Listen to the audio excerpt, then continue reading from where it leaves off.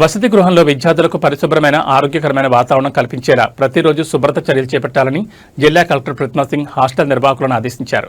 గురువారం చిన్నశంకరంపేట మండల క్షేత్రస్థాయి పర్యటనలో భాగంగా కలెక్టర్ షెడ్యూల్ కులాల బాలుర వసతి గృహాన్ని కలెక్టర్ పృథ్వీ సింగ్ ఆకస్మికంగా తనిఖీ చేశారు.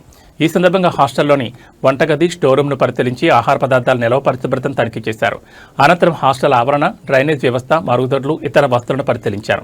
హాస్టల్ విద్యార్థుల సంఖ్య, సిబ్బంది వివరాలను వార్డెన్ అడిగి తెలుసుకున్నారు.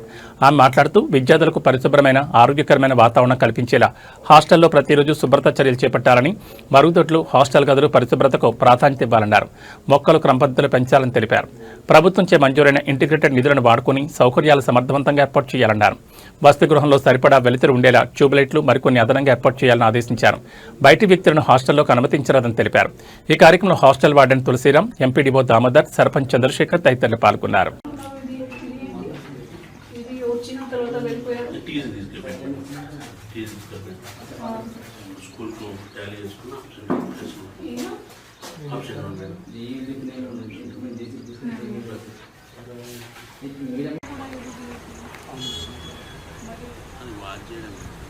ఏదైనా ఉన్నా సరే మీరు నీట్గా పెట్టించాలి. ఇప్పుడు ఎందుకు బకెట్ పెట్టేసి పెడుతున్నారు పిల్లలు?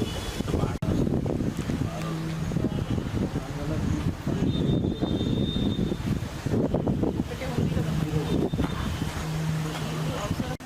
అట్లాంటి డ్రింకింగ్ వాటర్ ఇక్కడ పెడుతున్నారు. ఎక్కడ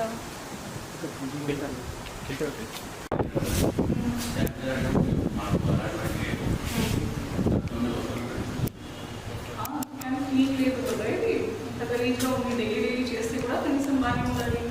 లోపలికి లైట్ అన్ని రేకులు చేసి పెట్టొచ్చు. That we can use store room లాగా వాడుకోవచ్చు. ఇక్కడ నుంచి షిఫ్ట్ చేసి మొత్తం బాగుంది, ఇంకా పిల్లలు కావచ్చు. దట్ వీ కెన్ గోడలు అన్ని ఉన్నాయి కాబట్టి మొత్తం రూమ్ లాగా చేసుకోవచ్చు.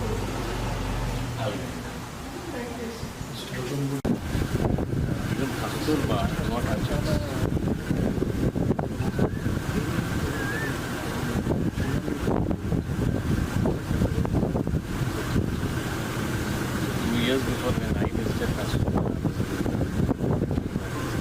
God I'll